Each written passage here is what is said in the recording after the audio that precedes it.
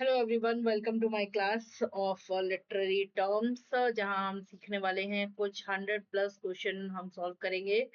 ये हमारा कवर कर रही है यूथ की बुक्स को। यूथ की पूरी बुक को ये कवर करेगी। यूथ में जो भी क्वेश्चन आंसर आपके दिए हैं वो, प्लस रंजीत सिंह को। ठीक है। दो जो मेजर प्राइम बुक्स हैं आपकी for the preparation of UP TGT and PGT. ये बुक उस ये जो क्वेश्चन आंसर मैं कराने जा रही हूँ, ये जो एमसीक्यूज हैं, ये आपकी उस बुक को कंप्लीट करेंगे। ठीक है। तो आइए देख लेते हैं हम यूपी टीजीटी पीजीटी के हिसाब से क्या है। Which of the following refers to a pause. क्या है जो एक पॉज को दिखाता है in the middle of a line of a word. तो पॉज को दिखाता है हमेशा हमारा सिजुरा। लेकिन इसके अलावा भी सारे ऑप्शन डिस्कस करते चलेंगे ताकि हम कम से कम टाइम में ज्यादा से ज्यादा चीजें रिवाइज कर पाए, हमारा कॉन्सेप्ट क्लियर हो पाए। देखिए, थ्योरी तो आप लोग पढ़ेंगे ही, लेकिन एमसीक्यू से ना आपको बहुत सारे फायदे होते हैं। एमसीक्यू से जब आप लर्न करते हैं तो आपको ये हो जाता है कि आपको एलिमिनेशन आने लगता है। आपको पता लगने लग जाता है कि कौन सा आंसर क्यों नहीं हो सकता है। ठीक। प्लस ये आपके पीवाईक्यूज हैं। तो आपको ये भी क्लियर होगा कि किस तरीके से आप क्या कहते हैं, किस लेवल के क्वेश्चन आते हैं और आपको किस तरीके के क्वेश्चन को पढ़ के जाना है, किस लेवल में पढ़ के जाना है। चलिए आइए देख लेते हैं। ऑप्शन में आपको दिया था एग्जाममेंट। एग्जाममेंट क्या होता है? कंटिन्यूएशन ऑफ अ सेंटेंस और clause across a line without a pause. जब लाइन चेंज हो जाती है लेकिन उसमें कोई भी कॉमा या कोई भी पॉज नहीं आता है, दैट इज इंजैम्पमेंट। ठीक है। अपोजिट ऑफ सिजुरा होता है ये। आपको बस ये याद रखना है कि विदाउट अ पॉज जब नेक्स्ट लाइन तक भी कोई वर्ड्स जाती है तो वो आपका इंजैम्पमेंट हो जाती है। नेक्स्ट है हमारा सिजुरा। सिजुरा क्या है? सिजुरा डेलिबरेट पॉज है with in a line of a poetry. जैसे कि एग्जाम्पल यहाँ पे दिया, टू बी और नॉट टू बी। ये सोलोकी है हेमलेट की। और सिजुरा का यूज किया है यहाँ पे हेमलेट में शेक्सपियर ने। नेक्स्ट है एलिजन। एलिजन क्या है? Omission of a sound. देखिए, थोड़ा सा अलग सा ऑप्शन है ना। तो ऑफ कोर्स हमको ये ध्यान में रख के चलने हैं। ये सारे ऑप्शन आपके डाल देंगे तो आप फालतू में कंफ्यूज होंगे अगर आपको इनके बारे में जरा सा भी कुछ भी नॉलेज नहीं होगा तो एलिजन क्या है? सिंपल सा ओमिशन ऑफ अ साउंड और सिलेबल। किसी भी साउंड और सिलेबल का ओमिशन कर देना व्हाइल स्पीकिंग। जैसे कि जैसे कि आई एम हम बोलते हैं, लेकिन उसको हम क्या बोल रहे हैं? आई एम बोल रहे हैं, तो इसका मतलब ये आपका ओमिशन जो हुआ ये आपका कहलाएगा एलिजन। लेट्स बोलते हैं, लेटस की जगह हम क्या बोलने लग जाते हैं? लेट्स बोल देते हैं। डू नॉट की जगह हम डोंट बोल देते हैं, है ना। तो ये सारे आपके एग्जाम्पल किसके हो जाते हैं? एलिजन के हो जाते हैं। ठीक। तो ये आपका एलिजन है। डिप्थोंग क्या है? Vowel sound in which the tongue changes position to produce sound of two vowels। ठीक है। वोवेल्स के साउंड को दो साउंड को प्रोड्यूस करने के लिए, दो वोवेल के साउंड को प्रोड्यूस करने के लिए जब आप टंग की पोजीशन को चेंज करते हैं, that is a diphthong. Means आपका, जैसे कि आपका एग्जांपल है क्वाइन। ठीक है। अच्छा, नेक्स्ट पे हम आ जाते हैं। नेक्स्ट हमारा क्वेश्चन है अ सॉन्ग और a poem lamenting the dead. तो ऑफ कोर्स ये क्वेश्चन हम कई बार डिस्कस कर चुके हैं जब से लिटरेरी टर्म की स्टार्ट हुआ है। लेकिन आज हम इसके ऑप्शंस भी देखेंगे, सारे ऑप्शंस हम इसके देखेंगे कि कौन क्या ऑप्शंस, ताकि हमारे एक साथ चार क्वेश्चन तैयार करें। हम पढ़ने के लिए एक क्वेश्चन पढ़ रहे हैं लेकिन हमारे एक ही क्वेश्चन में हमारे चार चार ऑप्शन तैयार हो रहे हैं। इट मीन्स हमारा जो ये क्लास है बहुत ज्यादा वर्थ इट है। 100+ क्वेश्चन अगर मैं बोल रही हूँ तो 100+ में आप आराम से अपने मान के चल सकते हैं कि आपके 400+ कॉन्सेप्ट आपके एक तरीके से तैयार हो जाएंगे। एलिजी पे आ जाते हैं हम। एलिजी है ये आपका लेमेंटिंग द डेड, क्योंकि ग्रीक वर्ड भी इसमें दिया है एल्गोस। तो एलिजी और डायर्ज को लोग कंफ्यूज कर लेते हैं। तो देख लेते हैं डायर्स में क्या डिफरेंट है। तो अ सॉन्ग और him of grief appropriate for a funeral. ये एक फ्यूनरल पे गाया जाने वाला सॉन्ग है। ये भी एक शोक संगीत है लेकिन ये कैसा सॉन्ग है? फ्यूनरल पे गाया जाता है इसलिए। और ये वर्ड डायर्च भी लिया गया है, आपके लैटिन से लिया गया है। ये शॉर्टर होती है और मोर प्योरली म्यूजिकल होती है देन एन एलजी। ठीक है। ये सारे डिफरेंसेस आपको याद रखने हैं, क्योंकि छोटे छोटे से डिफरेंस आ जाते हैं और अगर आप कीवर्ड्स को ध्यान में नहीं देंगे तो मोस्टली आप क्वेश्चन को गलत करके चले आएंगे। जैसे कि मेरे साथ हुआ था, मेरे एग्ज़ाम में जब मैंने टीजीटी का अपना पेपर क्वालीफाई किया था, तो मेरे से क्या गलत हो गया था, मैं मेमोयर और ऑटोबायोग्राफी में कन्फ्यूज़ हो गई थी। ठीक है, मेमोयर और ऑटोबायोग्राफी में मैं कहीं न कहीं कन्फ्यूज़ हो गई थी, जिसकी वज़ह से मेरे 2 आंसर गलत हो गए थे, जिसकी वज़ह से मैं वेटिंग में चली गई थी और उसकी वज़ह से मेरा जॉब जो है 1.5 साल का डिले हो गया था। तो छोटी-छोटी चीज़ें आपको एक बड़ा भुगतान उसका करना पड़ सकता है, तो बिल्कुल आप ये चीज़ ध्यान में रखेंगे। क्या है डायर्च कैसा होता है, तो ये हिम है, ग्रीफ और एप्रोप्रिएट है, ये फ्यूनरल सॉन्ग है एक और शॉर्टर होता है more purely musical than an LG.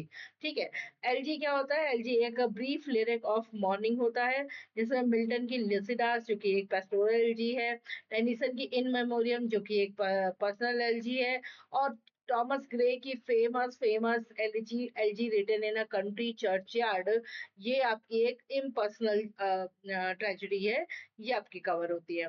Odd पे आ जाते हैं तो ओड आपकी क्या है, ओड एक सीरियस लिरिक पोयम है, सीरियस लिरिक पोयम है with of elaborate metrical structure, जिसमें कि एक एब्स्ट्रैक्ट ऑब्जेक्ट को या फिर पर्सन को एग्जैल्टेड इमोशन जो ओवरवेल्ड इमोशंस होते हैं उनको शो करने के लिए ये किया जाता है। तो ode to autumn of course Keats की जितनी भी ओड्स हैं वो सारी इसका एग्जाम्पल हो जाती हैं। Ode to autumn, ode to nightingale, ode on a Grecian, ये सारी आपकी एग्जाम्पल है ओड्स का। एपिथैल्मियम ये बिल्कुल अपोजिट है आपका, बिल्कुल अपोजिट है ये आपका एक लेमेंट सॉन्ग से बिल्कुल अपोजिट है। ये सॉन्ग है सेलिब्रेटिंग का, ठीक है, सेलिब्रेशन ऑफ अ मैरिज। ठीक, तो जो सॉन्ग्स ब्राइड और ब्राइडग्रूम के लिए गाए जाते हैं दैट इज एपिथैल्मियम। ठीक है, स्पेंसर्स का एपिथैल्मियम जो वर्क है वो इसका एग्जाम्पल है, 1594 में पब्लिश हुआ था ये वर्क। ठीक है, नेक्स्ट पे हम आ जाते हैं। नेक्स्ट हमारा क्वेश्चन है which of the following which term describes a new word or expressions coined to describe something previously named। ठीक है, जो आपका previously named था उसको coin करने के लिए एक जब नया नाम दिया जाता है, नया वर्ड दिया जाता है, तो वो आपका हो जाता है नियोलॉजिज्म। आइए देख लेते हैं इसके ऑप्शंस को भी। तो आर्काइज्म क्या होता है, आर्काइज्म होता है आपका a word or phrase considered very old fashioned और outdated।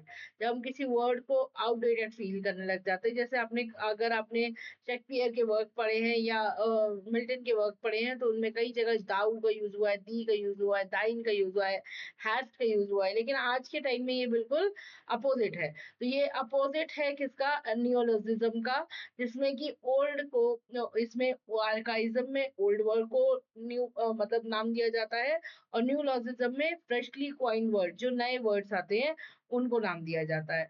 ठीक है, अच्छा मैलाप्रोपिज्म क्या है, मैलाप्रोपिज्म है आपका unintentional misuse of a word by confusion. जब हम किसी चीज को, किसी साउंड को जो सिमिलर है, ठीक है, जैसे कि आपका हो गया pineapple and pinnacle, pineapple and pinnacle, तो उसको आप जब यूज करने लग जाते हैं एक दूसरे के अल्टरनेट पर, तो जो कॉमिक जो सेंस प्रोड्यूस होता है just because of this confusion of misuse of words, that is called malapropism। and ये जो word लिया गया है ये named after Mrs. Malaprop। Mrs. Malaprop एक कैरेक्टर था सैरडान की द राइवल नॉवेल का। ठीक है, इसके अलावा इसी को कहा जाता है डॉगबेरिज्म। डॉगबेरिज्म क्यों कहा जाता है, शेक्सपियर का जो वर्क था मच अडू अबाउट नथिंग, उसमें एक डॉगबेरी नाम का कैरेक्टर था, उसके साथ भी यही प्रॉब्लम थी, इसकी वजह से ये होता है। ठीक है, इसकी वजह से ये इसकी वजह से ये आपका ये चीजें आती है डॉगबेरिज्म। ठीक है, ठीक है, नेक्स्ट है कलोक्वियलिज्म। कलोक्वियलिज्म क्या है, use of informal language and slang, use of informal language and slang, तो जिसमें ऑथर जो है रियलिज्म पे author use it to let lend realism to characters and dialogues. तो हम नॉर्मल लैंग्वेज का जब यूज करता है ऑथर, आपस की बातचीत को दिखाने की कोशिश करता है, स्लैंग लैंग्वेज का यूज करता है, जो कि डेली टू डेली की लैंग्वेज होती है उसको यूज करता है अपने वर्क्स में, दैट इज कॉलोक्वियलिज्म। होप सो कि आपको चारों टर्म्स अच्छे से समझ में आ गई होंगी। अ मीट्रिकल foot consisting of one stressed syllable followed by two unstressed syllable. So one stressed syllable and two unstressed syllable. What is this? This is dactyl. ठीक है, दिस इज डेक्टाइल। अच्छा, आइए इनको थोड़ा सा हम लोग एटलीस्ट हम लोग जो सबसे ज्यादा एग्जाम में पूछे जाते हैं आपका एम्ब, ठीक है, और उसके बाद ट्रॉची, ट्रॉची और एनापेस्ट, एनापस और डेक्टाइल, इनको हम लोग देख लेते हैं। तो क्या है, आयाम आपका होता है one unstressed syllable plus one stress syllable. What is this mean? Unstress का मतलब जिसपे आपको बहुत ज्यादा पॉइंट आउट नहीं करना है, जिसपे आपको बहुत ज्यादा जोर नहीं देते हो आप बोलते टाइम। जैसे कि आपका अगर बिलीव, तो आप क्या किस पे ज्यादा जोर दे रहे हो बोलते time? That is believe, believe पे, लीव पे, ठीक है। तो unstress is be and leave is stressed. Okay, away, away, तो आप क्या बोल रहे हो? ए पे आपको कमजोर देना पड़ा है लेकिन वे पे ज्यादा देना पड़ा, दैट इज अवे।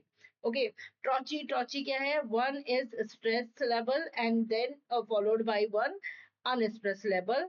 ठीक है, ये आपका हो गया ट्रॉची। इसका जस्ट अपोजिट होता है आई एम का, जैसे कि टेबल, टेबल है ना, टेबल। तो टेबल में आपका टे तो आप मतलब वैसे बोलते हैं टेबल, तो ये आपका इस पे आपको कम आपको जोर देना पड़ रहा है या कम स्ट्रेस देना पड़ रहा है। Garden, garden is another word, garden, garden पे भी आपको, गार्डन पे आपको ज्यादा गा पे ज्यादा मतलब स्ट्रेस देना पड़ रहा है, डन पे कम देना पड़ रहा है। सेम इन द वे आपका जैसे हो गया चेयर, है ना, चेयर। तो ये इस तरीके से आप इसको समझेंगे, ठीक है, जिस पे बोलते टाइम पे आपको स्ट्रेस ज्यादा देना पड़ रहा है। अब एनापेस क्या है? Two unstress labels followed by one stress label. और हमारा क्वेश्चन क्या है? One stress label followed by two unstress label, that is मतलब टेक्टाइल, ठीक है। तो one stress level followed by two unstress level, ठीक है। इससे भी एग्जांपल आप देख सकते हैं, टेक्टाइल का एग्जांपल हो सकता है ब्यूटीफुल, ब्यूटीफुल, ठीक है, ब्यूटीफुल, ठीक। तो आप ज्यादा स्ट्रेस किस पर दे रहे हैं? इस पर दे रहे हैं। इस तरीके से आप इनको समझ सकते हैं। आगे की चीजें और देख लेते हैं हम। एनापेस्ट में आते हैं, तो एनापेस्ट क्या है? एक फुट है थ्री सिलेबल्स का, थ्री सिलेबल्स में आपका टू अनस्ट्रेस्ड होते हैं और एक स्ट्रेस सिलेबल होता है। ये रिवर्स होता है डेक्टाइल का। और एग्जाम्पल है जैसे in the night, in the night, तो आप नाइट पे ज्यादा स्ट्रेस डालोगे ना कि इन द पे, ठीक है। ओके, यूज इन बायरन के, बायरन के एक वर्क में यूज हुआ था। इसके अलावा टेक्टाइल आपका बता ही चुके हैं कि stress level plus two unstress level, ये आपका टेक्टाइल होता है। एम्फीब्रैक क्या होता है? Amphibrach, a foot of three levels in order unstressed, stress and stressed, ठीक है।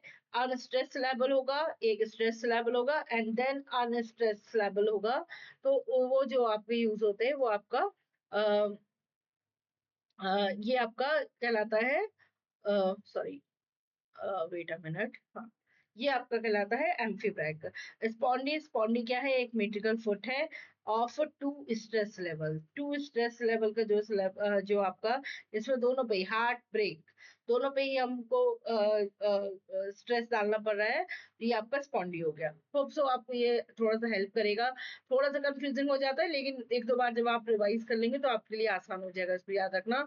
Speech address to the silent listener, जैसे ही साइलेंट लिसनर आ जाएगा तो आपका दिमाग तुरंत जाना चाहिए रॉबर्ट ब्राउनिंग पर, ठीक है, रॉबर्ट ब्राउनिंग की सारे ड्रामेटिक मोनोलॉग्स पर। ठीक है, साइलेंट लिसनर आपका उसी में होता है, इस जो कि अपने इनर थॉट्स को रिवील कर रहा होता है। साइलेंट लिसनर को स्पीकर एक सिंगल कैरेक्टर अपने इनर थॉट्स को रिवील कर रहा होता है, दैट इज ड्रामेटिक मोनोलॉग। ठीक है, देख लेते हैं। ठीक है, सोलोलोकी में क्या होता है? सोलोलोकी में ये होता है character speaks aloud to himself, अपने आप से बात करता है, एंड द ऑडियंस। ठीक है, ऑडियंस सुनेगी तो है ना, जब कोई कैरेक्टर बात करेगा सोलोकी, रिवीलिंग इनर थॉट। सोलोकी में भी इनर इनर थॉट को रिवील करता है, लेकिन ये ऑडियंस के लिए होता है, ये एक सिंगल ऑडियंस नहीं होता। ठीक है, जबकि आपका ड्रामेटिक मोनोलॉग में एक साइलेंट लिसनर प्रेजेंट होता है, उसी को एड्रेस किया जाता है। ठीक है, उसकी प्रेजेंस को इम्प्लाई किया जाता है, उसको माना जाता है कि वो प्रेजेंट है। ठीक, तो एक character speaks aloud to himself, revealing inner thoughts, ये आपका हो गया सोलोकी, जिसमें कि साइलेंट लिसनर की रिक्वायरमेंट ही नहीं है। ठीक है, ऑडियंस ही लिसनर है, वो भी ऑडियंस को दिखाना पड़ता है। जैसे जब आप कोई सीरियल देखते हो ना, तो एक कैरेक्टर भले ही सामने हो, लेकिन आप जो है अपने मन में जो सोच रहे हो, तो मन में जो कैरेक्टर जो जैसे विलन होते हैं सोचते हैं ना, मन में जो सोचते हैं अपने, और वो चीजें ऑडियंस को तो दिखाई देती है, लेकिन जो वहां पे उनके साथ जो कैरेक्टर और प्रेजेंट है उनको नहीं दिखाई देता, दैट इज सोलोलॉकी। ठीक है, जबकि असाइड क्या होता है? जब एक रिमार्क दिया जाता है, लोग अक्सर इन दोनों में कंफ्यूज हो जाते हैं, तो इनको आप ध्यान से समझ लें। एसाइड का मतलब जब एक कैरेक्टर किनारे हट करके अलग से ऑडियंस को बताता है, या उसके बारे में जो भी सीन चल रहा है उसके बारे में अलग से ऑडियंस को बताता है, जबकि अदर कैरेक्टर जो प्रेजेंट है उनको ये समझा जाता है कि उन्होंने ये सुना ही नहीं, वो होता है एसाइड। और कैरेक्टर जब अलाउड अपने दिमाग में खुद से ही बातें कर रहा होता है, अपनी इनर थॉट्स को रिवील करने के लिए, लेकिन ऑडियंस को उसकी आवाज सुनाई देती है, तो ये आपका क्या हो जाता है? सॉलिलॉक्य हो जाता है। ड्रामेटिक मोनोलॉग क्या है? ड्रामेटिक मोनोलॉग एक साइलेंस लिसनर की प्रेजेंस को एम्प्लॉय करके और फिर वो बोला जाता है, तो ये हो जाता है आपका ड्रामेटिक मोनोलॉग। ड्रामेटिक मोनोलॉग का जब भी नाम आएगा, आप रॉबर्ट ब्राउनिंग को नहीं भूलेंगे, सबसे ज्यादा इंपॉर्टेंट राइटर रहे हैं Robert browning for the works of dramatic monologue. इनका फेमस जो ड्रामेटिक मोनोलॉग रहा है वो माई लास्ट डचेस रहा है, जो कि आज भी बहुत ज्यादा फेमस है। इसके अलावा टेनीसन का यूलिसिस जो है वो फर्स्ट ट्रू ड्रामेटिक मोनोलॉग कहा जाता है। ये भी एक आपका इंपॉर्टेंट पॉइंट है, इसको भी आप याद रखेंगे। प्रोलॉग क्या होता है? प्रोलॉग प्रोलॉग क्या है? Speech often in words address to the audience. ठीक है, एक वर्ड्स में जो ऑडियंस को एड्रेस किया जाता है, ये आपका eight the beginning of the play, किसी भी प्ले की बिगिनिंग में जो आपका स्पीच होती है, वो आपकी प्रोलॉग कहलाती है। ठीक है, ओके, नेक्स्ट आ जाते हैं नेक्स्ट क्वेश्चन पे अपने। The use of a mild और indirect word in place of considered harsh and unpleasant. ठीक है, माइल्ड और इनडायरेक्ट वर्ड को हम यूज करें, सॉरी, माइल्ड और इनडायरेक्ट वर्ड को हम हार्श और इनप्लेजेंट अनप्लीजेंट वर्ड्स की जगह यूज करें, तो ये हो जाता है आपका यूफेमिज्म। यूफेमिज्म यूफेमिज्म मतलब कि आप एक वर्ड को यूज कर रहे हैं, ठीक है, हार्श वर्ड की जगह आप क्या कर रहे हैं? जेंटल वर्ड्स का यूज कर रहे हैं। जैसे कि आप डाइट की जगह क्या यूज कर रहे हैं? आप यूज कर रहे हैं आप यूज कर रहे हैं पास्ड ऑफ। ठीक है, या आप डिसेबल्ड की जगह क्या यूज कर रहे हैं? आप डिसेबल्ड की जगह यूज कर रहे हैं स्पेशली चैलेंज्ड। ठीक है, तो इस तरीके के वर्ड्स को जो आप यूज करते हैं, दैट इज कॉल्ड यूफेमिज्म। ये ग्रीक वर्ड्स यूफेमिया से लिया गया है। सोशल, पॉलिटिकल और लिटरेरी कॉन्टेक्स्ट में ये सॉफ्टन करता है डिफिकल्ट सब्जेक्ट को। यूनेंडो क्या होता है? यूनेंडो ये आपका होता है indirect remark suggesting the something bad, mean और rude without stating it directly. जब आप किसी के प्राइवेट लाइफ पे या किसी पर भी कुछ मतलब डायरेक्ट ना कह करके ऐसे वर्ड्स का यूज कर देते हैं कि सामने वाला एक हिंट समझ ले उसको। ठीक है, सामने वाला उसको एक हिंट समझ ले, और जो अदर पर्सन है जिसके बारे में आप बात कर रहे हैं, उसको ये उसका उसके बारे में समझ लें कि अच्छा इसका कैरेक्टर ऐसा होगा। जैसे आप बोल देते ना कि बहुत पैसा उड़ा रही है आजकल, तो बहुत पैसा उड़ा रही है, इट मीन्स क्या है कि आप उसकी इनकम पे कहीं न कहीं, इनकम के सोर्स पे आप कहीं न कहीं क्वेश्चन मार्क लगा रहे हैं। दैट इज़ यूनेंडो, ठीक है?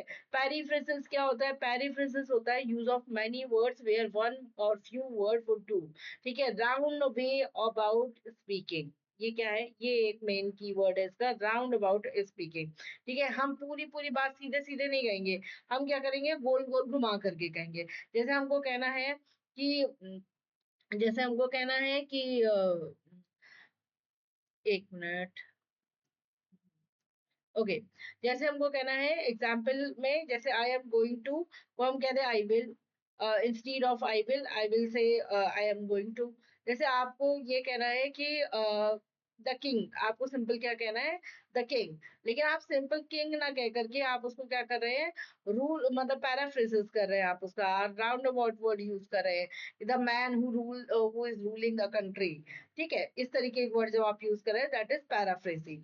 Okay, tautology is needless repetition of an idea और अ वर्ड, ठीक है? जैसे कि द अराइव्ड वन आफ्टर, जब आप वन आफ्टर द अदर लगा चुके हो तो इन सक्सेशन लगाने का कोई मतलब नहीं है। इस तरीके का जब आप रिपीटिशन ऑफ एन आइडिया और वर्ड कर देते हो, that is that shows redundancy and वो क्या है आपका? टॉटोलॉजी, ठीक है? होप सो, होप तो ये क्लियर हुआ होगा आपको।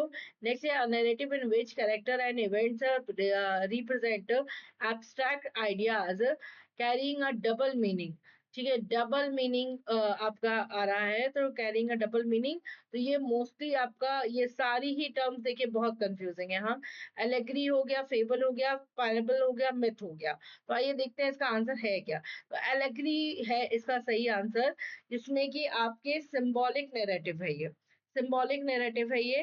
बेस्ट एग्जांपल है इसके पिलग्रिम प्रोग्रेस, बनियन का, और उसके बाद स्पेंसर का फेरी क्वीन, और ऑरवेल का एनिमल फॉर्म, ठीक? ये आपका क्या करता है? ये आपका एक ऐसा नैरेटिव है जिसमें कैरेक्टर जो है, इंसिडेंट और सेटिंग्स रिप्रेजेंट करती हैं एब्स्ट्रैक्ट आइडियाज को, और एक सेकंड मीनिंग भी इनका होता है, ठीक है? सेकंड मीनिंग भी इनका होता है, दैट इज कॉल्ड एलेक्ट्री, ठीक है? पैरेबल फिर क्या होता है? तो पैरेबल क्या होता है? एक सिंपल स्टोरी होती है जो कि इलस्ट्रेट करती है मोरल को और स्पिरिचुअल लेसन को।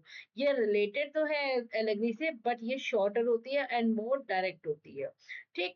तो ये आपका पैरेबल हो जाता है, शॉर्टर देन एलेगरी, मोर डायरेक्ट देन एलेगरी, मोस्टली ये बिब्लिकल थीम्स पर पे बेस्ड होती है, ये आपका पैराबल हो गई। फेबल भी एक शॉर्ट स्टोरी होती है जिसमें एनिमल कैरेक्टर्स होते हैं, और जो कि एक मोरल लेसन लेसन को देती है। जैसे कि एग्जाम्पल है आपका एसॉप की फेबल्स, ठीक है? और एनिमल फॉर्म तो एक फेबल और एक एलेगरी दोनों में आती है। वैसे ये मुझे एलेगरी ज्यादा लगती है, क्योंकि इसमें इसमें जो है डायरेक्ट एनिमल्स की स्टोरी के थ्रू एक सटायर किया गया है ऑन द पॉलिटिकल सिस्टम, ठीक है? ये एक सटायर का भी काम करती है, एक सटायर किया गया है पॉलिटिकल सिस्टम पे। ये डबल सेकंड मीनिंग जो है इसकी, इंडियन मतलब इंडियन कह रही हूँ, सेकंड मीनिंग है इसकी पॉलिटिकल सिस्टम पे एक सटायर करना, ठीक है? मिथ क्या है आपका? ट्रेडिशनल स्टोरी है, specially one concerning the early history of a people और explaining the natural phenomenon, involves god and heroes, ठीक है? तो ये मिथ आपका किससे रिलेटेड है? आपका मिथ है, ट्रेडिशनल स्टोरी है, ठीक है? हाँ, ओके, नेक्स्ट क्वेश्चन पे आते हैं अपने।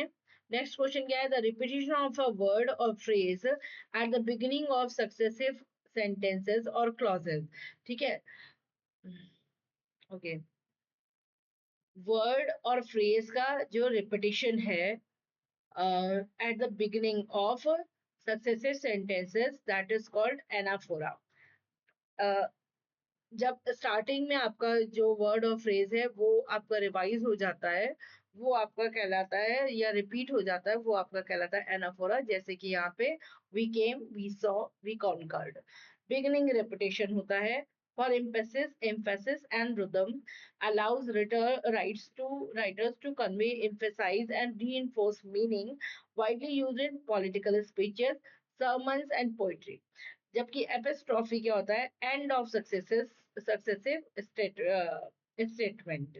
ठीक है, जब हम एंड पे, एनाफोरा के जस्ट अपोजिट है ये, रिपीटेड वर्ड होंगे, रिपीटेड फ्रेज होगी, लेकिन वो एंड ऑफ द उसमें होगा, जैसे कि government of the people, by the people and for the people.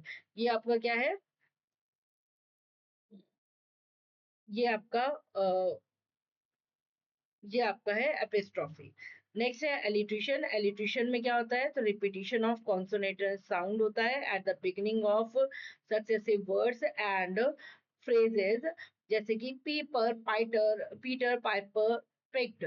ये एक साउंड डिवाइस है, ये एक तरीके का आपका फिगर ऑफ स्पीच है। एजोनेंस भी क्या होता है, एजोनेंस आपका होता है रिपीटिशन ऑफ वोवल साउंड। ठीक है, repetition of vowel sounds, the rain in the spain, that is a vowel sound। hope so clear होगा आपको अब। नेक्स्ट हम आ रहे हैं, a humorous 5 line verse with the rhyme scheme ABBA and an apestic meter। ठीक है, आइए हम देख लेते हैं इसका आंसर क्या है आपका, तो लिमरिक है इसका आंसर। लिमरिक क्या है, एक popular form of short humorous verse है, शॉर्ट ह्यूमरस वर्स है, जिसमें कि 5 लाइंस होती हैं, जिसकी राइमिंग स्कीम होती है AABBA। ठीक है, और इसका जो है 3 फीट लाइंस होती है, 1 2 एंड 3, 1 2 फर्स्ट सेकेंड और फिफ्थ लाइन जो होती है, वो 3 फीट की होती है, एंड 2 फीट होती है आपकी line third and line fourth. Limerick के बारे में ये सारी चीजें आपको यहाँ पे हाईलाइट भी कर दी हैं। 5 लाइंस होती हैं, ABBA स्कीम होती है, राइमिंग स्कीम होती है, एनापेस्टिक मीटर होता है, और नॉन सेंसिकल और रिबेल्ड होती है। क्वार्टेन क्या होती है, क्वार्टेन 4 लाइंस की होती है, जिसकी आपकी राइमिंग स्कीम ABAB, ABBA या AABB कुछ भी ऐसी हो सकती है। ये ब्रॉडर होती है लिमरिक से, लिमरिक से कहीं ज्यादा इसको यूज किया गया है।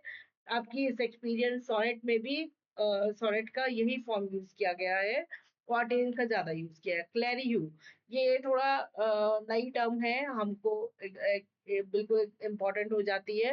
नई टर्म है, 4 लाइन ऑफ कॉमिक वर्ड्स। ठीक है, 4 lines of comic words irregular metre का यूज करती है। स्कीम है, राइमिंग स्कीम है इसकी AABB, named after Edmund Clerihew Bentley, different from limerick, line in line count and subject and focused.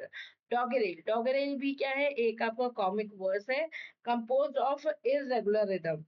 ठीक, अच्छा, ठीक है, होप सो ये कुछ जो नई नई आपकी आ गई हैं, ये आपसे कई बार आपको एग्जामिनर कंफ्यूज करने के लिए ये आपकी डाल सकता है आपके क्वेश्चन में, क्योंकि ये सारे ही क्वेश्चन आए हुए क्वेश्चंस हैं, तो ये ऑफ कोर्स आपके रिपीट हो सकते हैं। द इनहेरेंट फ्लॉ और error of judgment in a tragic hero that leads to downfall is called। तो inherent जो flaw होता है किसी भी कैरेक्टर के अंदर, किसी भी ट्रेजेडी में, inherent flaw ही देखते ही आपको हमाशिया पे टिक करना है, तो ये आपका हो गया हमाशिया। हमाशिया आपका क्या है, हीरो का इनहेरेंट डिफेक्ट होता है। एरिस्टोटल ने इसको इंट्रोड्यूस किया था अपने वर्क पोएटिक्स में। रूट कॉज होता है ये ट्रेजिक हीरो के डाउनफॉल का, लेकिन ये ब्रॉडर होता है ह्यूब्रिस से। अब ह्यूब्रिस देख लेते हैं, ह्यूब्रिस क्या है, ये ह्यूब्रिस है आपका एक्सट्रीम और एक्सेसिव प्राइड।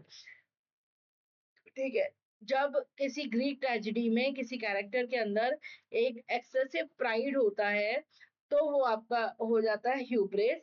ये प्राइड को शो करता है, ना कि एक फैटल एरर को शो करता है।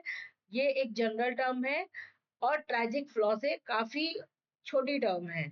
मतलब हमार्शिया ज्यादा यूज होता है, क्योंकि हमार्शिया में सारी ही चीजें, ब्रॉडर टर्म है एक, सारी ही चीजें उसमें इंक्लूड हो जाती है। जबकि इसमें एक्सेसिव प्राइड की वजह से जो भी प्रॉब्लम्स आती है हीरो की लाइफ में, वो आपका ह्यूब्रिस होता है।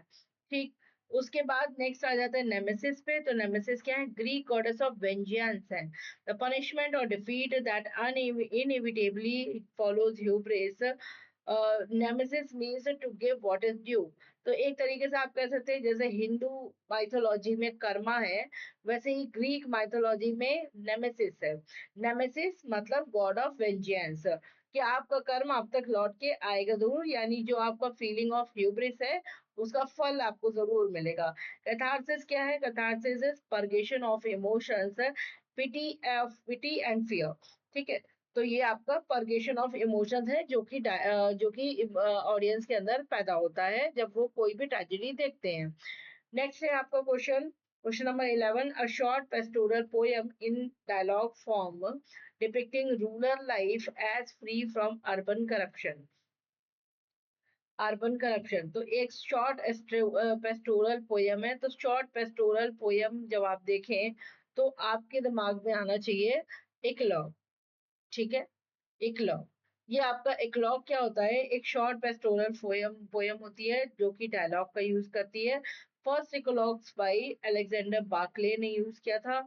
स्पेंसर का शेफर्ड्स कैलेंडर भी आपका 12 इकोलॉग्स यूज करता है,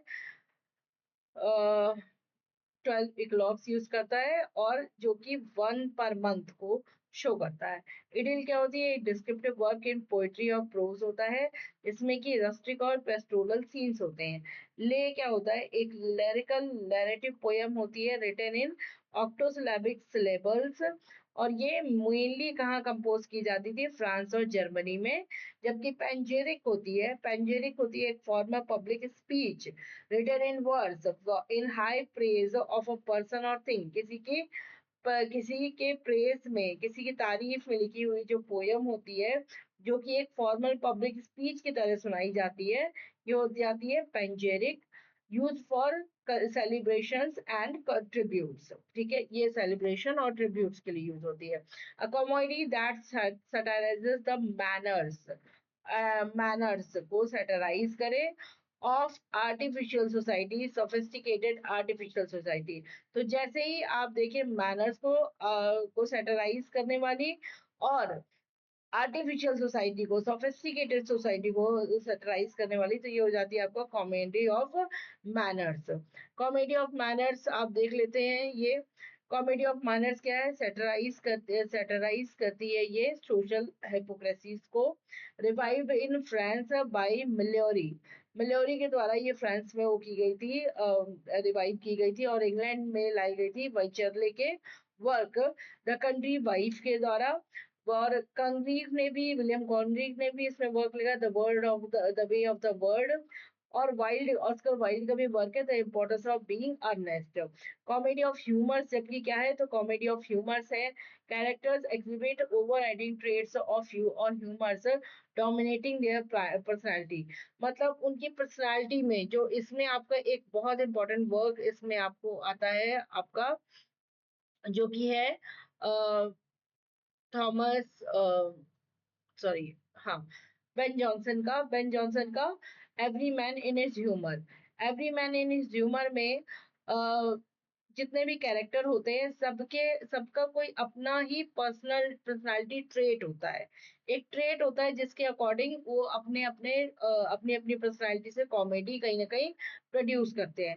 तो उस तरीके की जब कॉमेडी होती है कि पर्सनल ट्रेट है, किसी के पर्सनालिटी में ही कोई ऐसा ट्रेट है जिसकी वजह से ह्यूमर जनरेट हो रहा है, तो वो है आपका comedy of humours.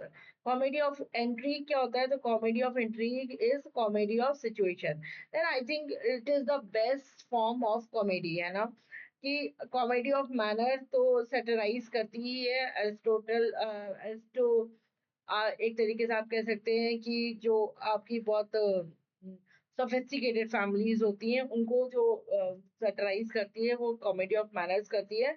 Comedy of humours भी ठीक है, और कॉमेडी ऑफ सिचुएशन ये सबसे ज्यादा आई थिंक इम्प्लॉइड होनी चाहिए कि कॉमेडी ऑफ सिचुएशन पे बेस्ड कॉमेडी हो।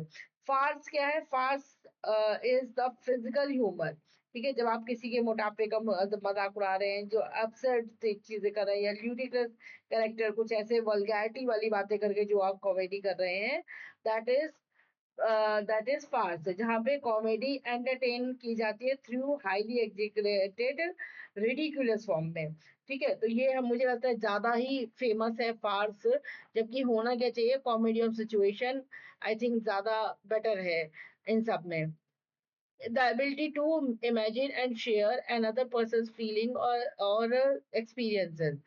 इमेजिन करना, आप अनदर पर्सन की फीलिंग को और उसकी फीलिंग को आप इमेजिन कर पाए, दैट इज एम्पैथी। तो क्या डिफरेंस है एम्पैथी, एपैथी, सिंपैथी और एंटीपैथी में? तो ये देख लेते हैं। सिंपैथी क्या है? Feeling for someone. सिंपैथी है जब आप किसी के लिए बुरा, आपको लग रहा है कि इसके साथ ऐसा नहीं होना चाहिए, acknowledging their pain from the outside. Sympathy does not require imagining oneself in the other person's position. तो सिंपथी का मतलब ये नहीं है कि आप खुद को इमेजिन करने लगे उसकी जगह पे कि मैं समझ सकता हूँ कि इनके साथ क्या बीत रहा है। नहीं, आप बस सिंपथाइज फील कर रहे हैं, आप फील कर रहे हैं कि हाँ उनकी प्रॉब्लम थोड़ी बड़ी है। एम्पैथी क्या है? Feeling with someone. आप किसी के एक्सपीरियंस को इमेजिन करके उसके जैसा फील करने की कोशिश कर रहे हैं, that is empathy. Essential to literary characterization and reader engagement. Of course empathy होगी तभी इंसान फील कर पाएगा उस चीज को। जब आप कोई अच्छी बुक भी पढ़ते हैं तो आप उस बुक के बिल्कुल अगर आप बिल्कुल उसको इमेजिन नहीं कर पा रहे हैं, तो आप कहीं ना कहीं उस बुक की फीलिंग या जो वो कहानी कहना चाह रही है, आप उस चीज को फील नहीं कर पाएंगे। तो इसलिए एम्पैथाइज, अगर अगर आपकी एम्पैथी को जगा दिया राइटर ने, तो इसका मतलब वो कहीं ना कहीं सफल है। एपैथी क्या होता है? Lack of interest, enthusiasm or concern, the complete absence of feeling, complete absence of feeling जब आपकी हो जाती है तो एपैथी मतलब ना आप उससे एम्पैथाइज करते हैं, ना आप उससे सिंपैथाइज करते हैं, और ना ही आपको उससे एंटीपैथी है। एंटीपैथी क्या है? स्ट्रॉन्ग फीलिंग ऑफ डिसलाइक, मतलब आप पसंद ही नहीं कर रहे हैं उसको। तो टुवर्ड्स समवन और समथिंग, किसी चीज के लिए बिल्कुल ही कुछ फील ना करना या फीलिंग ऑफ डिसलाइक करना, तो वो आपकी एंटीपैथी हो जाती है। अपोजिट है ये बिल्कुल सिंपैथी का। ओके, होप सो ये सारी आपकी जो आपकी ये टर्म्स हैं ये आपको क्लियर हो रही होंगी, और आपको समझ में आ रहा होगा कि ये क्लासेस आपके लिए कितनी ज्यादा इम्पोर्टेंट है कहीं ना कहीं, ताकि आपका पूरा का पूरा जो भी आपका रिवीजन है आपका तुरंत तुरंत होता चला जा रहा है। A novel in which a real person or actual events appear under disguise.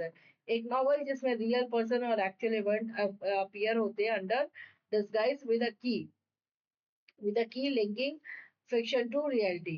तो की linking to fiction to reality ये आपका रोमन क्लेफ है।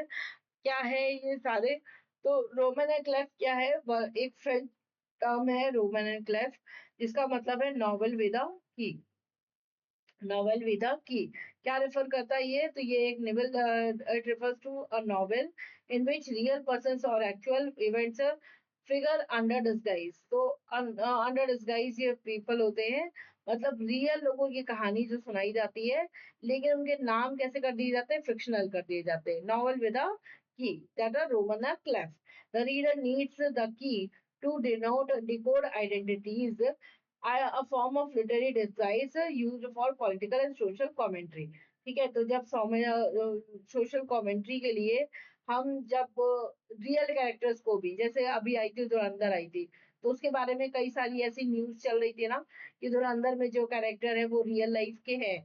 तो वो रियल लाइफ में उनको नाम क्या दे दिया गया? फिक्शनल नेम दे दिया गया। अब वो रियल लाइफ में है या नहीं है, आई डोंट नो, लेकिन इस तरीके से उनको क्या कर दिया गया? प्रेजेंट कर दिया गया, जिससे सामने वाला या ऑडियंस कहीं ना कहीं रिलेट कर पाए कि अच्छा ये इस कैरेक्टर का नाम हो सकता है, या इस कैरेक्टर के बारे में यहाँ पे बात की जा रही है। बिल्डंग्स रोमन क्या है? तो बिल्डंग्स रोमन है नॉवल ऑफ फॉर्मेशन और कमिंग ऑफ एज। ठीक है, नए और जो एज आ रही है, नॉवल ऑफ फॉर्मेशन, इसकी बात हो रही है बिल्डंग्स रोमन में। Tracing the moral and psychological growth of the protagonist from youth to adulthood, जिसमें जो यूथ से लेकर के अपने एडल्ट के टाइम तक का उसकी प्रोग्रेस की कहानी है, that is Bildungs Roman novel. ये क्या है? डिकेंस का ग्रेट एक्सपेक्टेशन, इसी ऐसा ही वर्क है। नेक्स्ट है आपका पिकरस नॉवेल, जिसमें कि फीचर होता है एक रगिश नॉवेल, रगिश हीरो जो कि एक लो क्लास से बिलोंग करता है, और इस करप्ट सोसाइटी में कैसे रहना है उसके बारे में, यहाँ मतलब उसके बारे में वो अपने अपनी जिंदगी को जीना उससे सीखता है। Hmm The word derives from the Spanish word picaro, picaresque novel picaro से आया हुआ है। एपिसोडिक स्ट्रक्चर होता है, not about disguised real person.